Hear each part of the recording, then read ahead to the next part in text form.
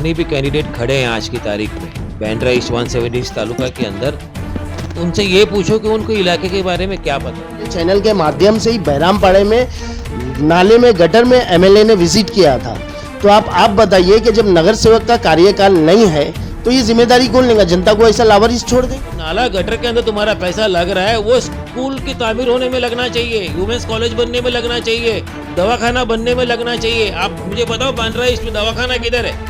खाना पास हो गया है ना, और उसमें एमएलए ने मेहनत की है। अरे मेरे भाई, एमएलए ने मेहनत की, अगर चलो ठीक है आपकी बात मैंने मान लिया, एमएलए ने मेहनत किया, तो माड़ा ऑफिस एनओसी क्यों नहीं निकला आज तक?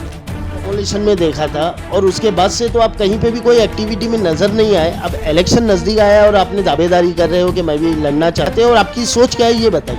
जीत के आने के बाद 33.5 का रहेगा जो भारत नगर के लोग 1,87,000 स्क्वायर प्लॉट है वो, और वो प्लॉट के अंदर जो धांधली हुई है बसेरा सोसाइटी के लोगों ने जो किया वो गरीबों का हक मारने वाला काम किया है। जो हैवी पे घर दिए, अगर वो लोग एसआरए में जाते हैं तो आपको मालूम है वो घर का क्या, घर की हालत क्या हो जाती है, क्योंकि वो क्योंकि वहाँ पे एसआर ही चला रहा है। बन हो रहा है मुसलमानों के साथ। वहाँ पे मोस्टली जितने लोग हैं वो मुसलमान हैं, और मुसलमानों को आगे बढ़ने, उनकी तरक्की नहीं होने के लिए राजनीति हो रही है। संत ज्ञानेश्वर नगर बीच में इस तरीके के हालात थे, वहाँ पे खींच के लेके जा रहा था, वहाँ पे बहुत से मसले हैं। इस बारे में आप क्या जानते हैं? लीडर के एक डेवलपर है, डेवलपर का नाम है डीबी रियल्टी आरसी, ठीक है। अनिल परब साहब भी वहाँ पे ज्ञानेश्वर नगर में उतरे थे। वो लिखित में क्यों नहीं दे रहे हैं? लिखित में देवे ना हम, तो आपको वो करके देना चाहिए आज की तारीख में, ताकि लोगों को भरोसा हो और उनकी पार्टी जीत के आए। क्यों नहीं कर रहे हैं? जैसा वर्षा गायकवाड़ जी, वो भी डेमोलिशन के टाइम पे वो भी मैदान में उतरी थी, जीशान सिद्दीकी उतरे थे मैदान। वर्षा ताई जब जीत के आई खासदार की, वो अच्छे लोग अच्छे भारी मतों से जीत के आई। भारत नगर में होता है तो जीशान सिद्दीकी के साथ अगेंस्ट खड़े होकर वो चिल्लाना चालू करती है कि अपना स्टेटमेंट दी, उनको यूरो बताने की कोशिश की, और जहाँ वही ज्ञानेश्वर लोगों ने भी वोट दिया जो 5,500 झोपड़े हैं, वहाँ पे अनिल परब जी को भाई मानी है, तो उनके अगेंस्ट जा नहीं सकती है। आज तक कभी वहाँ पैर रखा है क्या उन्होंने? जय हिंद दोस्तों, रियल न्यूज ऑफ इंडिया में आपका स्वागत है। मैं सलीम सैयद। आज जिस तरीके का माहौल चल रहा है 176 असेंबली में, जहाँ पे कि दावेदार जो है वो जीशान सिद्दीकी है, वरुण सरदेसाई है, कुणाल सरमारकर है, तृप्ति सावंत है, महमूद देशमुख है, और अभी एक नया नाम सुनने आया, नया चेहरा, वो है अनवर शेख। जिस तरीके का वो एक्टिविटी करते हैं इस बारे में जानने की कोशिश करेंगे, और जाहिर बात है कि हर किसी को अपनी मेहनत, अपना जज्बा बताने का हक है। वो भी दावेदारी कर सकता है, वो भी इलेक्शन में खड़ सकता है, गरीबों के हित में काम कर सकता है, मगर हम ये जानना चाहते हैं कि अनवर शेख का क्या जज्बा है, वो लोगों के हित में क्या काम करेंगे। इस बारे में जानना बहुत ज़रूरी है। ये किस लिए खड़े हैं? क्या इनको लगता है कि इलेक्शन इतना आसान है? क्या ये जीत जाएंगे या जनता इनको चुन के लाएंगी? क्योंकि ये जो जनता है 176 असेंबली की जो जनता है वो काफ़ी धोखे खा के अब समझदार हो गई है।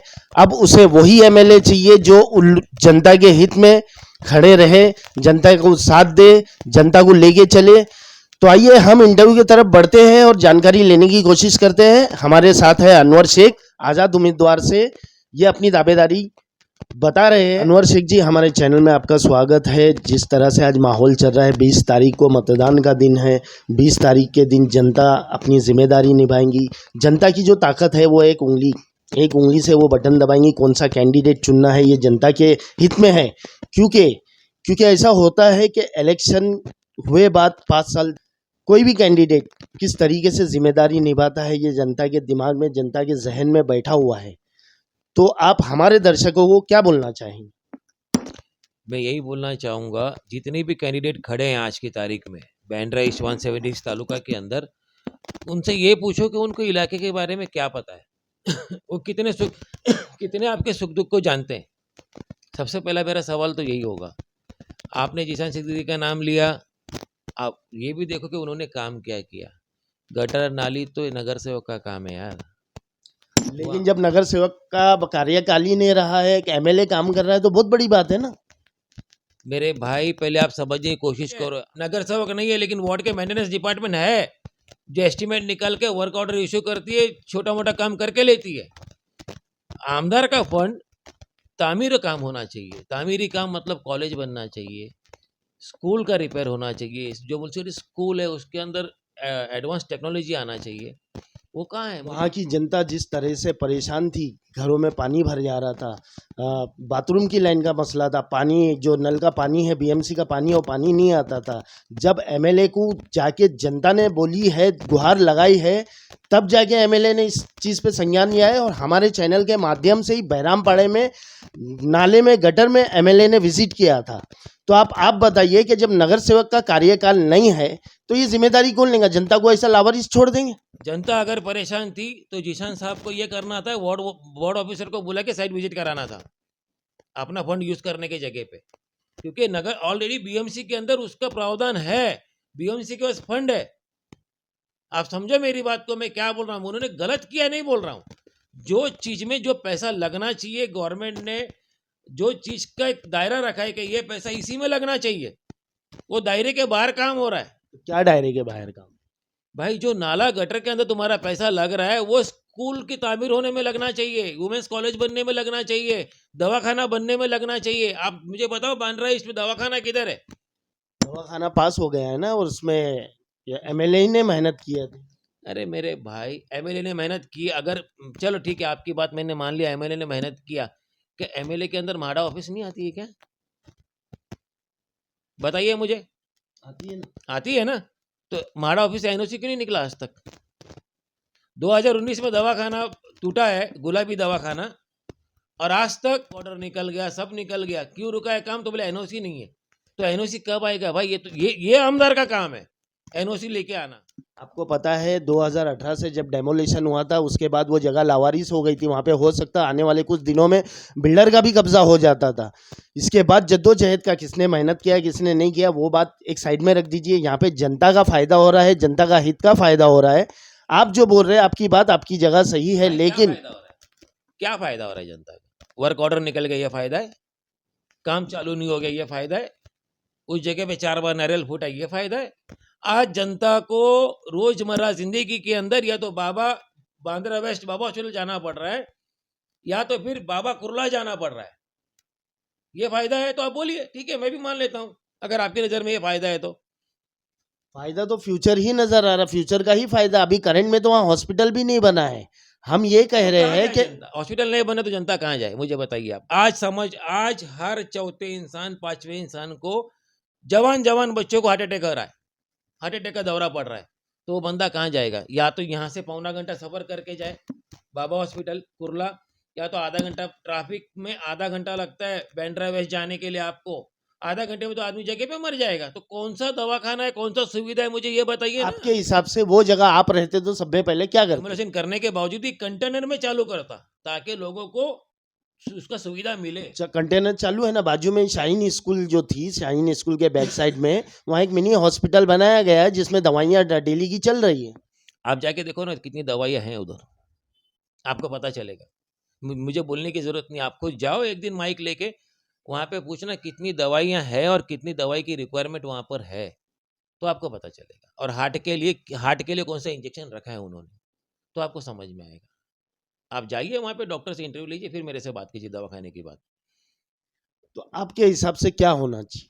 तो उस दवाखाने के अंदर पूरे दवाई का स्टॉक होना चाहिए। डेंगू की दवाई प्रॉपर नहीं है वहाँ पर, टीबी की दवाई प्रॉपर नहीं है, और वहाँ पे आप जाके देखिए ना, इतनी गंदगी है वहाँ पर। कंटेनर प्रोटा कैबिन बोलते हैं जिसको, उसके अंदर पूरी सुविधा के साथ रखता, कम से कम एक कंटेनर में 2 आईसीयू बेड तो रखता, अप्रोल लेके, या तो कोई छोटा मोटा रूम बनाता आईसीयू के लिए, ताकि इमरजेंसी में हार्ट का पेशेंट भी वहाँ पे उसको स्टेबल कर सके। इलाज तो नहीं होना वहाँ पर, स्टेबल तो कर सकता है आदमी, कम से कम उतना काम मैं करता, ताकि आदमी को उतना टाइम मिले कि आदमी यहाँ से वहाँ शिफ्ट हो जाए।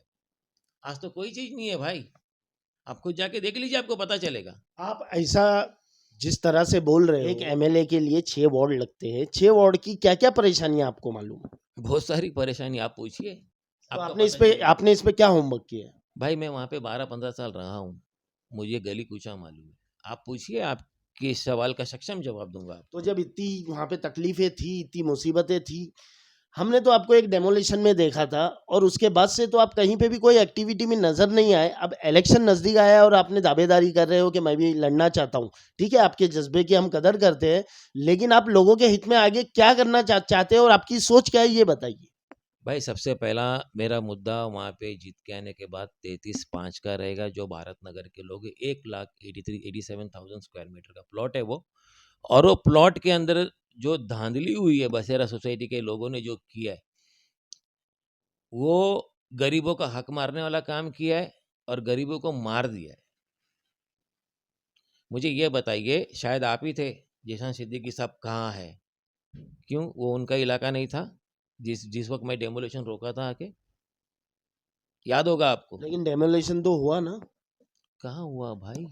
हुआ, कितने घर के डेमोलिशन देखो में पूरा पट्टा वो एक जब लोग मेरे पास आए, उसके बाद 4 रूम टूटा था, वो भी मैंने एग्रीमेंट पेपर लिया, चेक लिया। उसके बाद जैसा तहसीलदार ने मुझे बोला, हम आपको रजिस्टर एग्रीमेंट देंगे, हम आपको चेक देंगे, लेकिन उस वक्त मैं एग्रीमेंट लिया, चेक भी लिया, लेकिन उन्होंने मुझे बोगस दिया। मैं जानबूझ के अपना लिया अपने पास। क्यों लिया? क्योंकि मेरे हाथ में एविडेंस आ रहा था ऑन रिकॉर्ड। इस पे आपके ऊपर केस भी बना था। केस केस बनने के लिए उन लोगों ने एसआरए ने लेटर दिया था कि अनवर शेख के ऊपर 353 लगाइए, इसको अंदर कीजिए, इन्हें सरकारी काम में आदंगला डाला था। आप ही के वीडियो से मैं बचाऊं, मैंने आप ही का वीडियो उनको दिया कि भाई मुझे इस वीडियो में बता दीजिए आप कि कहाँ पर अनवर शेख ने रोका है आपका काम। वो तो अल्लाह का शुक्र है कि लोग हाई कोर्ट मूवमेंट किए। 6 घंटा तो 7 घंटा तो मैंने टाइम वेस्ट किया उनका। मैं तो कबूल कर रहा हूँ कि भाई तो एग्रीमेंट दे, चेक दे, मैं हटने को तैयार हूँ, क्योंकि उनके ऐसा रे के तहसीलदार ने बोला था मुझे कि हम ये देंगे तो तोड़ेंगे। तो इसमें 6-7 घंटे निकल गए, जो 2 घंटे बचे उसमें 4 झोपड़े टूटे और 5:30 बजे तो स्टे आ गया। आप एक जिम्मेदार होते तो आप अपनी तरफ से क्या कोशिश करते थे? भारत नगर को लेके, संत ज्ञानेश्वर नगर को लेके, ऐसे बहुत से वहां पे मसले हैं। मेरे भाई जिम्मेदारी से उसी दिन से मैं काम कर रहा हूँ। पहली बात तो मैं आपको ये मालूमात दूं, ये जो लोग आए तो ये जगह कब्जा करके नहीं बनाए, ये सब टेनेंट है। 1974, 75, 76 में म्हाडा ने इनका प्लॉट लिया, प्लॉट लेके इनको शिफ्टिंग दिया बांद्रा ईस्ट में। ठीक है, शिफ्टिंग देने के बाद इनको रूम बना के दिया और इनका भाड़े से इनसे भाड़ा लेता था। ये भाड़ा भी 2000 मेरे हिसाब से 8 वक्त के आसपास तक लिया इन लोगों ने। 7 नंबर 8 9 सबसे लिया एक बैग। उसके बाद भाड़ा बंद कर दिया। श्यामकरण करके एक बिल्डर आया वहां पर, उस श्यामकरण, उस दौरान श्यामकरण साहब को एनओसी मिला, ठीक है, म्हाडा से। म्हाडा उसमें क्लियर कट लिखा है कि 33/5 के अनुसार इन टेनेंट को देना है। ये बात कुछ पॉलिटिकल नेताओं के कान में भी थी। कौन? शिवसेना। कौन क्या? शिवसेना। वो शिवसेना का गढ़ है वो। ये उनके कान में भी थी। इन्होंने एसडीएल को लाया। एसडीएल आने के बाद जो मेरी मालूमात हुई वो बता रहा हूँ। इन लोगों ने क्या किया, अब वो शिवसेना पार्टी ने किया या बिल्डर ने किया या बसेरा सोसाइटी ने किया, वो तो एफआईआर लॉन्च होने के बाद पता चलेगा। इसलिए मैं किसी पार्टी का नाम लेना नहीं चाहता। 33/5 को इन लोगों ने 33/10 किया, बसेरा सोसाइटी वालों ने। उसके ऊपर कंप्लेंट करके उस पर एफआईआर लॉन्च करके इसका इन्वेस्टिगेशन करेंगे तो दूध का दूध पानी का पानी हो जाता है, और ये जो जितने मसले चालू है ना, सारे मसले खत्म हो जाएंगे आपके। सब पॉलिटिशियन को एक साइड में रखिए। आप ये बताइए कि इसमें म्हाडा का क्या रोल था? म्हाडा अंडर प्रेशर काम पहले भी कर रही थी और आज भी है। पॉलिटिकल लीडर्स के अंडर प्रेशर में म्हाडा पहले भी काम किया और आज भी वही कर रही है। आपको पता है भारत नगर के अंदर कितना बड़ा स्कैम हो रहा है? अगर वहाँ पे 33/5 का काम होता है तो इससे गवर्नमेंट, महाराष्ट्र गवर्नमेंट को फायदा है, लेकिन वहाँ के रेंट भरने नहीं दिया जा रहा है, वहाँ पे नाम ट्रांसफर किया नहीं जा रहा है। और एसआरए जिसे कोई जानता नहीं था, आज वहाँ की आवाम से पूछेंगे ना तो पहले एसआरए क्या होता है नहीं पता। आज एसआरए वहाँ पे दावेदारी ठोक रहे हैं, तो इसकी जिम्मेदारी कौन लेगा? पहली बात तो मैं आपको ये बोलना चाहूँगा मेरे भाई, आप डिटेल में वर्क करो। आप बताओ ना डिटेल। हाँ, डिटेल में बता रहा हूँ आपको। कुछ प्लॉट के आज भी भाड़ा लिया जा रहा है कुछ प्लॉट में आज भी ट्रांसफर चालू है। जो रोड के साइड पूरे पूरे पूरे भारत नगर के ट्रांसफर बंद है। नहीं ना भाई, कुछ भाड़े ले रहे भाड़े ले भाड़े ले रहे भाड़े ट्रांसफर ले आज भी बंद है। भाड़े लेके क्या मतलब है? ट्रांसफर अभी ट्रांसफर आज मैं आज आपको उस साल पता है की जिसके बात- नहीं नहीं आज आपको पता है जिसके नाम पे घर है वो घर की दावेदारी नहीं कर सकता है। अगर नहीं उसके कर मम्मी डैडी उसका डेथ हो जाते हैं तो वो लावारिस हो जाता है, वो घर लावारिस हो जाता है ना, वो सोसाइटी बना सकता है। सोसाइटी बनाने कितने मसले आ रहे हैं, आपको ये सब जानकारी है? जी हाँ, जानकारी है, जब भी तो बोल रहा हूँ आपको कि अभी तक भाड़े चालू है। और आप जो बोल रहे हो ना ट्रांसफर नहीं हो रहा है, ये अभी बंद हुआ है भाई। कुछ इलाका ऐसा है जो फ्रंट साइड है वो तो पहले से बंद कर दिया ट्रांसफर, और जो अंदर के साइड में पिछले 2-3 साल पहले ट्रांसफर चालू था वो भी अभी बंद कर दिया उन लोगों ने। क्योंकि जब इन लोगों ने पेपर में हेरा फेरी किया, जो एनओसी मिला था, जो 33-5 की जगह 33-10 किया, उसके उसके बाद से तो इन लोग ने एकदम बंद कर दिया। जहां तक के जितने बड़े बड़े पॉलिटिशियन आए, अब मैं आपके ऊपर नहीं ये टर्न्स कस रहा हूं कि हो सकता आप आगे जीत के आ जाए, लेकिन बात तो वहीं की वहीं रुकी रहेंगी ना। एक पॉलिटिशियन के पास इतनी ताकत नहीं होती है, एक एमएलए बोलूं या एमपी बोलूं या नगर सेवक बोलूं, ये लोगों के पास इतनी ताकत नहीं है कि वो जगह को ओनरशिप करा के दे सके। अगर आवाम का फायदा चाहते हैं, आवाम के लिए कुछ करना चाहते हैं, तो ओनरशिप करके क्यों नहीं मिलता वो लोगों को? जो 50 साल दिया गया है, वो जगह को 50 साल दिया गया है, वहां पे क्यों ये सब चीज के मसले आ रहे हैं? मेरे भाई, आप पहले ये समझो, एमएलए और पॉलिटिकल लीडर वहाँ के जो लोकल है, लोगों का छत छीन के उनको कंबल दे रहे हैं ओढ़ने के लिए। पहले आप समझने की कोशिश करो। अगर 33-5 के हिसाब से दिया जाएगा तो इनका एफएसआई ज़्यादा कंज्यूम होगा, उनको 480 का 400-500 का एरिया देना पड़ेगा। वही एसआरए में देंगे तो उनका जाएगा कितना, 360 या 325, जो भी अभी का गैजेट है वो हिसाब से जाएगा। तो आज वहाँ ज़मीन की कीमत क्या है? आज ज़मीन की कीमत वहाँ पे 70-80 हज़ार स्क्वायर फीट है बनने के बाद।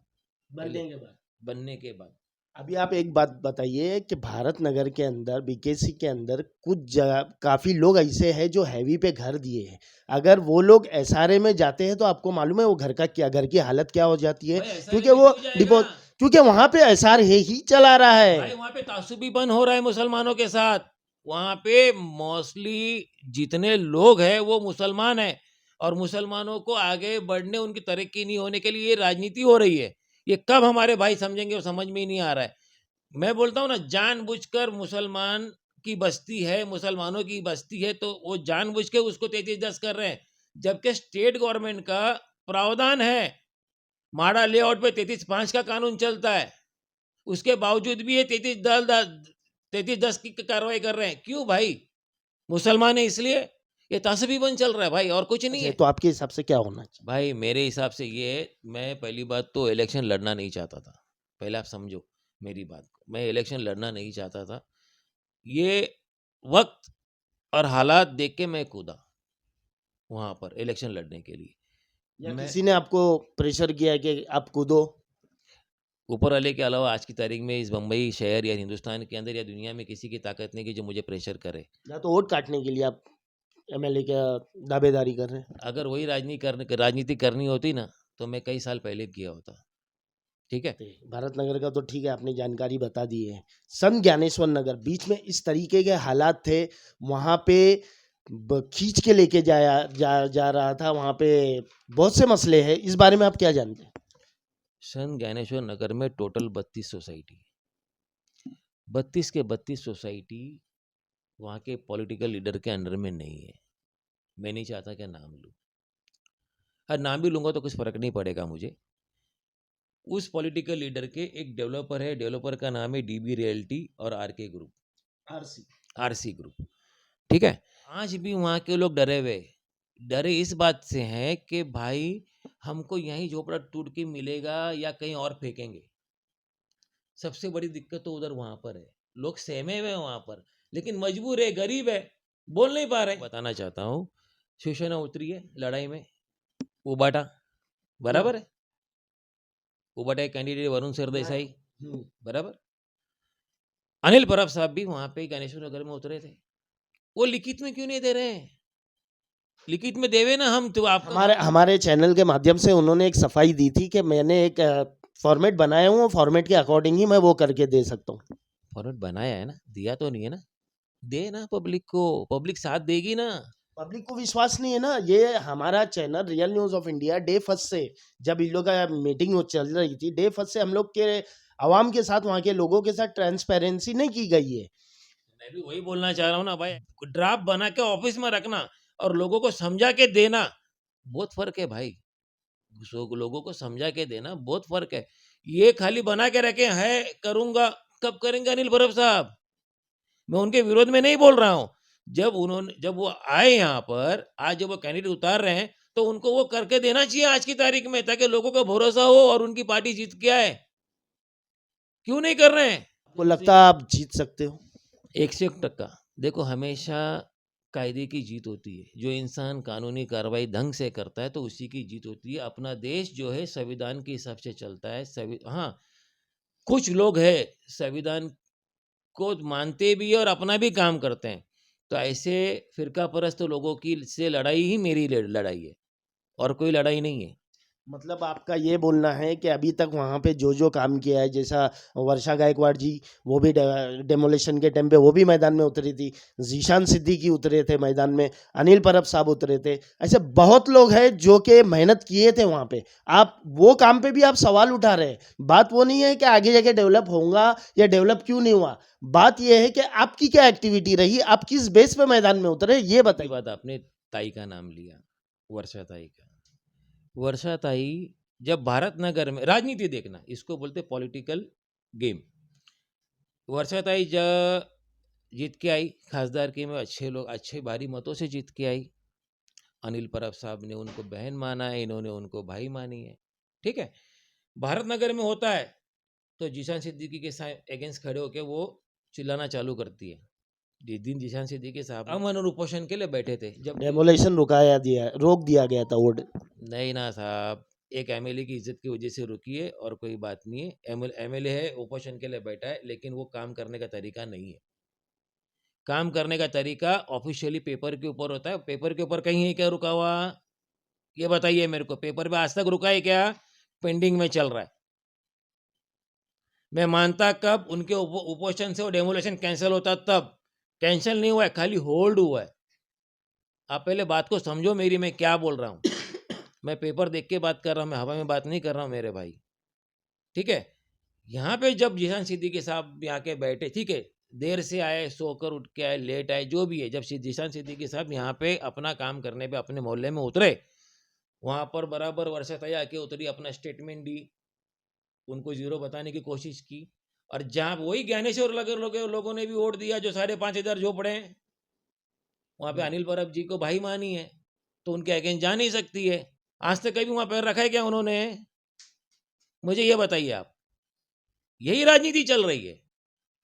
मतलब आप सब पे सवालात खड़ा कर रहे हैं। मैं सवाल नहीं कर रहा हूं, जो देख रहा हूं, जो पब्लिक देख रही है, जो मुझे मालूमात है, मैं वही बोल रहा हूं। मैं इल्जाम नहीं लगा रहा हूं किसी पे।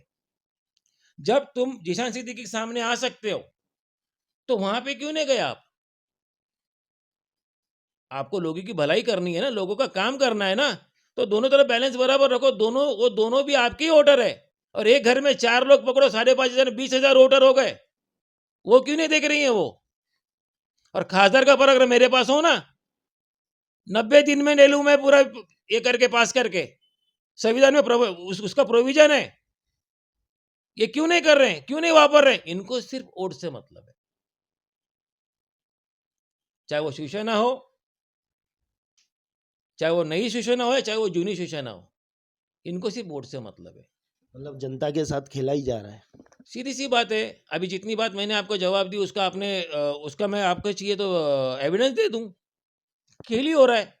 आप ही ने मुझे बोला अनिल परब साहब ने फॉर्मेट बना। अरे फॉर्मेट बना के ऑफिस में क्यों रखे हैं साहब?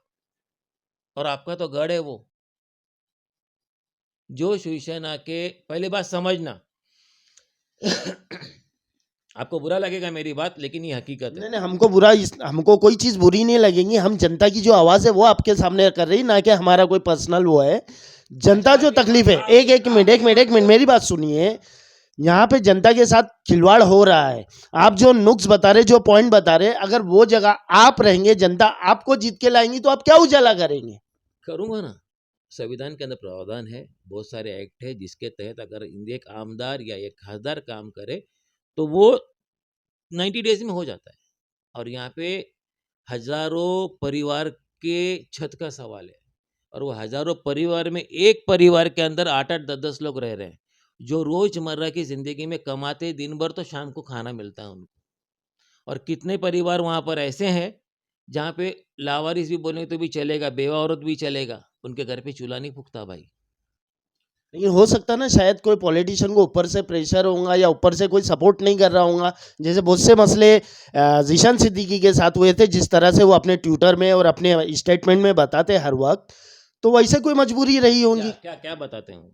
यही कि मुझे सहयोग नहीं किया गया, मुझे फंड पास नहीं दिए गए, कराया गया था, मुझे मेरी मजबूरी थी। हर एक अपने अपने एक मसले मुझे रहते हैं। बात बताइए, अजीत दादा पवार की पार्टी ज्वाइन करते हैं आप, सरकार आप ही की थी, समझना मेरी बात। उस टाइम पे वो कांग्रेस में थे। उनके उनके अब्बा जान कहाँ थे? उनके अब्बा जान जब ये चीज देखते हुए, उनके जो जीशान का जो स्टेटमेंट है, वो स्टेटमेंट अगर आप गौर से सुनेंगे तो वो ये बताए थे कि मैं लास्ट तक भी कांग्रेस में ही था। देखो, या तो राजनीति की सवाल करो मुझसे, या तो लोगों के हित में सवाल। मैं डेवलपमेंट के लिए बात सवाल करूंगा आपसे, क्योंकि डेवलपमेंट यहाँ पे की बात डेवलपमेंट आप सुन लीजिए, आप सीधे सीधी बात है, जब आप खुद के बचाव के लिए अजीत दादा पवार के शरण में जा सकते हो तो लोगों के लिए क्यों नहीं गए आप समझो इस बात को। जब आप खुद के बचाव के लिए गए ना, तो आप एक आजाद उम्मीदवार से खड़ के आप ऐसा क्या करेंगे? मैं संविधानिक रूप में से काम करूंगा, संविधान के तहत काम करूंगा, और जो महाराष्ट्र का कायदा बोलता है हाउसिंग मतलब डिपार्टमेंट, आपके हिसाब से वर्षा गायकवाड़ जी है, अनिल परब जी है और अपना जीशान सिद्दीकी है, ये लोग ने अपनी जिम्मेदारी नहीं निभाई। भाई मैं घूम फिर के एक ही बात बोलूंगा, वो बहुमूल्य मुस्लिम इलाका है। और मुसलमान आज की तारीख में जो जो चल रहा है, आज की तारीख में महाराष्ट्र में, पूरे हिंदुस्तान में मुसलमान आज की तारीख में डरा हुआ है, डर के मारे बोल नहीं पा रहा है, ये हकीकत है। आज एक बात मुझे बताइए, महाराष्ट्र सदन के अंदर उद्धव बाला साहब ठाकरे खड़े रह के बोलते हमने बाबरी मस्जिद तोड़ा, तो क्या मुसलमान उसको वोट दे सकता है? जवाब दीजिए मुझे आप। फिर भी मुसलमान दे रहा है, क्यों दे रहा है? उसकी मजबूरी है। अरे यार, इतना भी मत मारो यार एक गरीब को, उनके छत का सवाल है, मत खेलो ऐसे गरीब के साथ। तो देखिए, जिस तरह से बेबाक होके अनवर शेख जी ने जवाब दिया, और ये जवाब कैसा है ये आप हमारे कमेंट बॉक्स पे करिए। और अनवर शेख जी से अभी हम पूछेंगे बेरोजगारी 176 में गोलीबार, बहरामपाड़ा, नौपाड़ा और संत ज्ञानेश्वर नगर, भारत नगर, वाल्मीकि नगर, यहाँ के जो नौजवान बेरोजगार है उनके बारे में इनकी क्या सोच है, पूछेंगे। मेरे से क्या पूछोगे यार, आप खुद जानते हो, आप दुनिया घूमते हो, आप प्रेस वाले हो, आप सबका इंटरव्यू लेते हो, मुझसे ज़्यादा तो मालूमात आपको होगी। मुझे एक बात बताइए, आज जितने भी आमदार खासदार जहाँ से भी चुन के आए हैं, इवन नगर सेवक भी, ठीक है, हर इलाके में आज का एक ये बना है स्टैंप है, मेरे इलाके में बाहर का आदमी काम नहीं करेगा, मेरा ही आदमी काम करेगा, मेरा ही माथाड़ी कामगार काम करेगा। बराबर? गलत तो नहीं बोल रहा हूँ? बरोबर। ठीक है। आमदार बोलो या खासदार बोलो, बॉम्बे का टॉप एरिया आज की तारीख में बीकेसी, बरोबर। ठीक है। डायमंड मार्केट वहां पर है, अमेरिकन एम्बेसी वहां पर है, कितने कॉल सेंटर वहां पर है, क्या वहां पर? तो आपके हिसाब से सब जॉब पे है वहाँ पे? बता रहा हूँ ना साहब, सुनिए तो सही पूरी। मुझे कोई तो बता दो कि बीकेसी के भारत नगर का कोई बच्चा, अल्पसंख्या में खाली मुसलमान नहीं है, अल्पसंख्यक के अंदर जैबीम भी आ गए, गुजराती भी आ गए, जैन भी आ गए, मुसलमान भी आ गए, हर समाज आ गए, सब आ गए। बराबर? वहाँ पे किसी आमदार ने या खासदार ने ऐसा कोई एरिया में, उन्हीं का इलाका है, कि उन्होंने ऐसा कोई प्रोविजन रखा है कि यहाँ के लोगों का झोपड़ा टूटा है, यहाँ पे ये बना है, इनको ही दो, या इतने परसेंटेज यहाँ के लोग काम करेंगे? मुझे एक चीज़ तो बताइए आप, वहाँ के सारे लोग हैं ना, तो आप क्या चाहते हैं, आप क्या चाहते हैं? अगर मैं आमदार होता ना, जितने डेवलपमेंट मेरे इलाके में हो रहे हैं या बाहर की कोई कंपनी आ रही तो मैं उसके सामने एक रिक्वेस्ट करके बड़े विनम्र पूर्वक उनसे रिक्वेस्ट करके कम से कम 10% आदमी तो मैं वहाँ के लोकल लोगों को लगाता। अरे यार, गरीब से गरीब आदमी जो पढ़ा लिखा नहीं हाउस कीपिंग का काम कर लेगा, ये काम तो मैं कम से कम लगवाता। जो पढ़ा लिखा बच्चा होता उसको आईटी सेंटर में, कॉल सेंटर में उसको कम से कम 20,000 की पगार तो लेता है वो आज की तारीख में। आज वहाँ के सारे बच्चे जॉब नहीं होने की वजह से आप जाके हालत देखिए उस इलाके का, सब नशे में मुब्तला है ज्यादातर। मैं देख के रो रहा हूँ भाई, खून के आंसू। बस ऐसा है कि बस कलेजा फट ना जाए वहाँ का माहौल देख के। आप जाके वहाँ का माहौल देखिए आप। नहीं, ऐसे कुछ और एरिया भी है जहाँ पे एजुकेशन है, लोग अच्छे अच्छे जॉब पे कर रहे हैं, लेकिन एरिया छोड़ के कर रहे हैं। ये नाराजगी या जो आपकी बात है वो 100% सही है, मगर आपके हिसाब से अगर वो लोगों को जॉब वहाँ पे मिलना होता। मैं 100% की बात नहीं कर रहा हूँ, मैं 100% की बात नहीं कर रहा हूँ, ना पढ़े लिखे की बात कर रहा हूँ, मैं अनपढ़ जाहिल गवार की बात कर रहा हूँ, मैं नीचे तबके के लोगों की बात कर रहा हूँ। जो आदमी मजबूर है, कोई नौकरी नहीं लग सकता, उस तबके की बात कर रहा हूँ। पहले आप मेरी बात को पूरी तरह ध्यान से सुनिए और समझिए मैं क्या बोल रहा हूँ। जो आदमी पढ़ा लिखा नहीं है वो हाउस कीपिंग का तो काम कर सकता है, अपने अपने घर का रोजी रोटी 2 वक्त का खाना खाने के लिए अपने बाल बच्चे को तो पाल सकता है। जो बेवा औरत है वो तो नौकरी कर सकती है अपने बच्चों को पालने के लिए। वहां पे कितने घर ऐसे हैं कि बच्चे और माँ है, आदमी छोड़ के चले गया है। खाली मुसलमानों की बात नहीं कर रहा हूँ, बहुत घर दिखा दूं वहां पर मैं।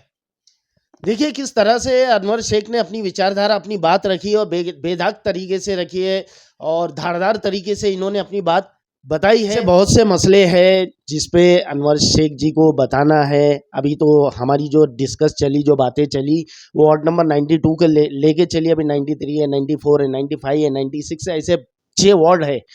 तो अगले एपिसोड में हम इनकी जो भी जानकारी, जो भी इनके जज्बे हैं वो आपके सामने रखेंगे। 176 असेंबली के विधानसभा के लोगों को आप क्या मैसेज देना चाहेंगे अपनी तरफ से?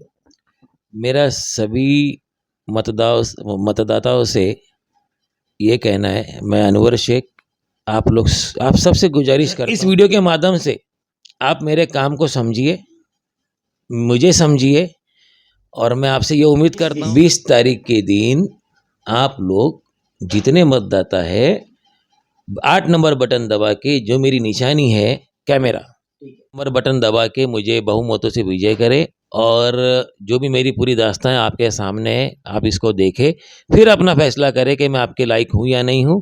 जय हिंद, जय महाराष्ट्र, अल्लाह हाफिज। तो अभी हमारा सवाल सीधा सीधा हमारी जनता, हमारे दर्शकों से है कि अनवर शेख काबिल है, इलेक्शन लड़ सकते हैं, इनको मौका देना चाहिए। ये आप हमारे कमेंट बॉक्स पे डालिए, आपका ओपिनियन हमारे लिए बहुत ज़रूरी है। ओपिनियन के अकॉर्डिंग ही हम बता सकते हैं कि इस टाइम पे रेस में कौन पहले पे है, कौन दूसरे पे है, कौन जीत सकता है, कौन हार सकता है, इस सब के बारे में हम बताएंगे। हमारे चैनल पे इसी तरह से बने रहिए। जय हिंद, जय महाराष्ट्र।